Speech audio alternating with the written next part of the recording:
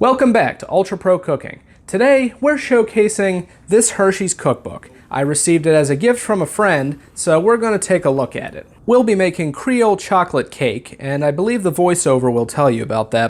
I'm not sure why it's called a Creole cake. There's no peppers or any kind of Creole or Cajun spices in it. I tried Googling Creole cakes, but all I could find was this recipe and a different one that was effectively the same, save for a fruit and nut filling. So I have no clue. For this recipe, you'll need 3 squares or 3 ounces of baking chocolate, half a cup of sugar, 1 cup of milk, 1 egg, half a cup of butter, 1 cup of sugar, 3 eggs, 1 teaspoon of vanilla, 2 cups of flour, 1 tablespoon of baking powder, and a dash of cinnamon. Melt the baking chocolate and add half a cup of sugar and the milk. Cook in a double boiler until well blended.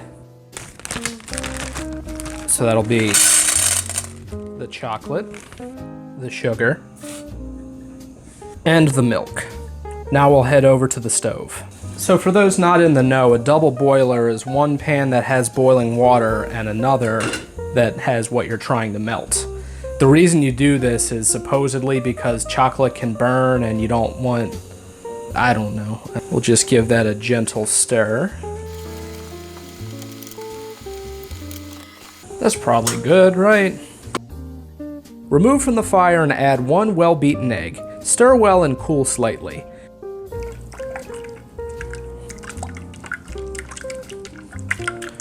Hopefully I'm not scrambling it. Okay, so we'll set that aside for now. Cream butter and 1 cup of sugar. This isn't creaming at all, it's just making a mess. That looks creamed enough.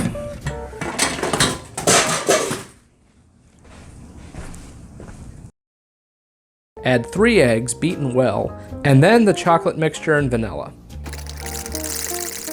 Add the flour sifted with the baking powder and cinnamon. You may have noticed that this recipe does not call for salt. I will not let that stop me from adding salt. So now we will get a sifting. Pour into 2 greased and floured 9-inch layer pans and bake in a moderate oven, 350 degrees, 25 to 30 minutes. For the Creole icing, we'll need 1 tablespoon of butter, 1/4 cup of black coffee, 3 tablespoons of cocoa powder, a pinch of cinnamon, 3 1/4 cups of confectioner's sugar. Combine the butter, coffee, cocoa, and cinnamon. Gradually add sugar, beating to spreading consistency. I'm gonna try to add a little bit of milk, see what happens. I think I might have done something wrong with this, but we'll see how it looks when we get to the assembly. Here are the cakes after they've come out of the oven and cooled in the fridge for about 45 minutes. They didn't grow quite as much as I thought they would, given the amount of baking powder we put in there. However, we'll assume they're fine. And here's the icing. Turned out a little better than I thought it was going to. So now we will assemble.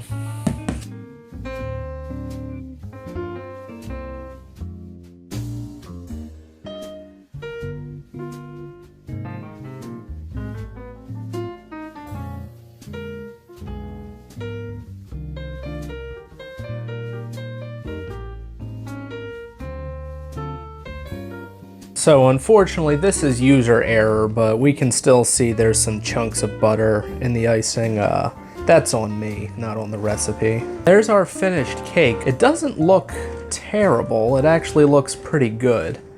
Since it has been cooled, let's actually cut a slice and try a bite.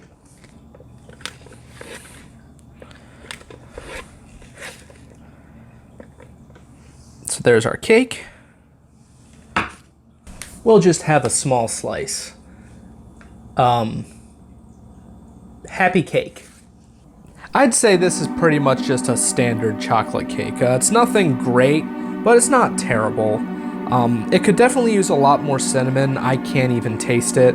The icing is a little meh, kind of tastes like store-bought icing. Coffee isn't tasteable. I would say this cake, it's not terrible, but it's also not great. I would imagine by 1930 standards, this is a pretty great cake. However, it just kind of tastes like box cake. The frosting isn't anything too special. And if you're gonna add cinnamon, you need to add a lot of cinnamon, I think, because I could barely taste it in the frosting or in the sponge. That being said, you tweak this a little bit, maybe make like a chiffon sponge, add more cinnamon, maybe make a buttercream or a ganache frosting. You've got yourself a really good chocolate cake. Okay, that's the end of the video. Goodbye.